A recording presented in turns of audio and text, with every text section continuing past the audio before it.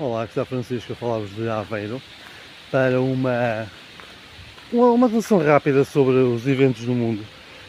Israel e Irão estão outra vez a trocar galhardetes. Um imenso ataque aéreo que continua a durar, já durou há um dia e meio e continua em curso contra instalações militares e de desenvolvimento de armas nucleares iranianas por parte de Israel está a decorrer. Muitos alvos destruídos, inclusive várias centrais de refinamento de urânio e outras instalações relacionadas com o programa nuclear. Entretanto, também sistemas de defesa aérea, bases aéreas, bases militares, postos de comando e até casas de importantes membros do comando militar e do governo iraniano foram atacados. Muitos mortos, várias pessoas importantes deixaram de existir no curso desses ataques e, em resposta, Irão já lançou mísseis balísticos e drones contra Israel, tendo inclusive acertado no edifício do Ministério da Defesa israelita, causando danos severos, e é um evento que poderá decorrer durante mais uns dias pelo menos, enquanto ambos os lados se cansam de gastar munições de parte a parte. Ora, isto não é novidade, é algo que estava para acontecer há bastante tempo. Israel planeava atacar o Irão já há algumas décadas, nunca teve realmente capacidade para fazer na escala que o está a fazer agora, e há vários motivos para isso. Cooper escreveu um artigo recentemente sobre a incapacidade defensiva iraniana, e uma das razões é mesmo também relacionado com os motivos pelos quais o Israel atacou o Irão. Ora, vamos dividir as coisas por partes e vamos ver também um bocado a coisa da perspectiva israelita para começar. Netanyahu está no poder, ele não quer sair do poder, ele quando sair do poder vai ter que enfrentar a justiça, por isso já começou duas guerras. Eu digo isto de modo mais ou menos cómico, mas para mim é um bocado irritante e acaba por revelar um bocado de hipocrisia o quanto é que Netanyahu está a afundar Israel e continuam a permiti-lo, mesmo sendo ele um governante com pouca popularidade, que houve manifestações imensas antes do ataque de 7 de outubro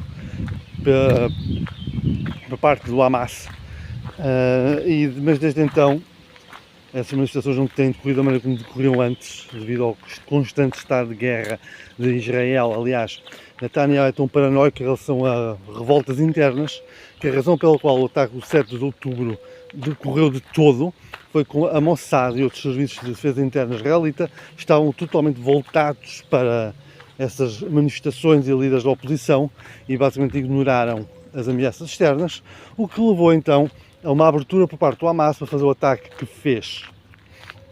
De lá para cá, Israel tem andado então a combater na faixa de Gaza contra o Hamas e levando a cabo um genocídio do povo palestiniano.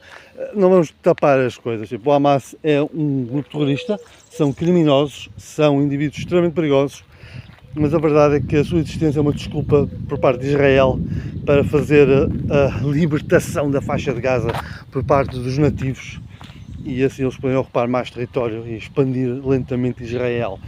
O que é hipócrita quem está contra isto e defende a Rússia, por exemplo. A Rússia também está a tentar fazer um genocídio do povo ucraniano e a expandir-se para dentro da Ucrânia e outros países da Europa do Leste, mas a Rússia tem fãs, sabe-se lá como. Em todo o caso, Israel, fortemente apoiado pelos banqueiros americanos, o que tem sido uma das razões pelas quais se tem olhado para o lado em relação aos crimes israelitas. Netanyahu não quer sair do poder, então está a fazer esta campanha, a continuada campanha após o 7 de outubro, a ideia de libertar os reféns, que foram mortos, muitos deles, eles foram libertos, vamos ser honestos.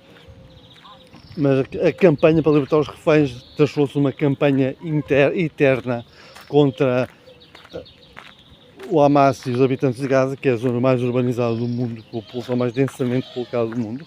É uma que eles chamam um campo de concentração em campo aberto e que causa dezenas de milhares de mortos entre os palestinianos, que é uma coisa inacreditável.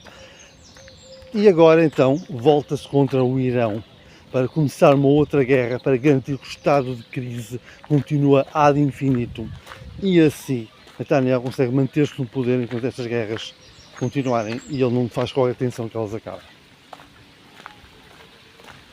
Da parte iraniana, ora, o Irão basicamente é dominado por ayatollahs, líderes religiosos, e tem feito a jihad contra os inimigos do Islão, e especialmente de Israel neste caso, como uma das suas bandeiras.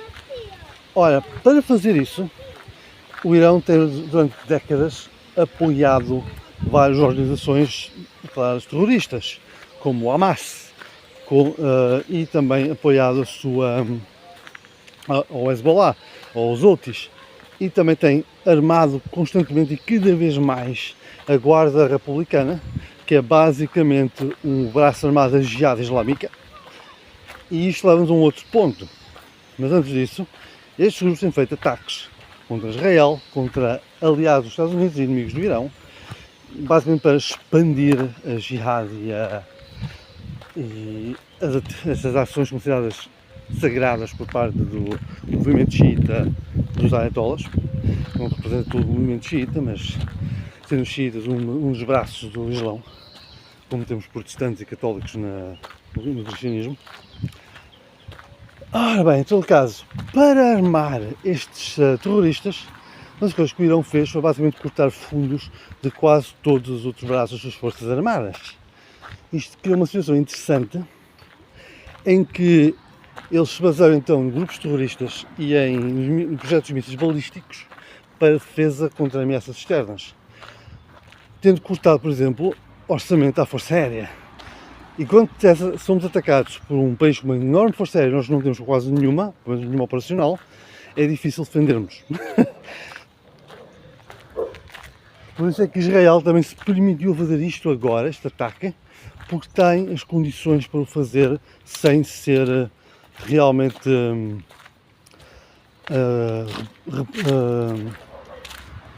reprimido, nesse sentido. Um outro ponto também interessante aqui é observar que uma das bandeiras de Donald Trump, vamos para os Estados Unidos, eu gosto isto muito interessante, uma das bandeiras de Donald Trump era que se ele fosse presidente dos Estados Unidos não ia haver guerras no mundo, porque ele é um líder tão duro, tão assustador para os outros líderes mundiais, que ia basicamente fazer com que ninguém quisesse começar guerras, porque ia haver muitas consequências. E desde que ele está começou a subtermo nos Estados Unidos, que basicamente temos vindo de guerras a aparecer a um nível exponencial por todo o lado, ou as que já existiam a tornar-se piores. Tivemos um conflito entre o Paquistão e a Índia, em que o Paquistão foi completamente derrotado. Ignorem as propagandas que há por aí. E o programa nuclear paquistanês foi destruído. A defesa aérea paquistanesa foi destruída. A Índia ganhou essa guerra. Perdeu alguns caças modernos, faz parte da guerra.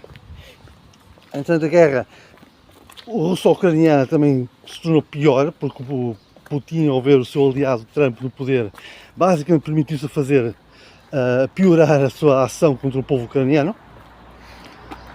Temos também o Grupo de Reação Rápida, ou o chamado Grupo de Reação Rápida, Força de Reação Rápida, no Sudão, a expandir as suas operações. Temos tropas russas no Mali, a Wagner vai sair do Mali e agora vão entrar as tropas russas, chamadas de Africa Corps. Meu Deus, isto é tão irónico, não sei o que é que pensar do assunto. E os próprios Estados Unidos estão à beira de uma guerra civil. E agora temos o confronto Irão-Israel. Basicamente a política externa de Trump tem sido um falhanço completo, um desastre para o mundo. E o conflito israelo-iraniano é apenas mais uma página desse desastre que estamos a ver a acontecer com a administração de Trump. Estão todos uns culpados, mas é irónico ver como é que alguém que se definia como alguém que ia trazer paz ao mundo basicamente está a ajudar a piorar tudo. Mas faz parte do plano. Falaremos disso mais tarde. Não se esqueçam de deixar um like, subscrever. Falamos mais tarde.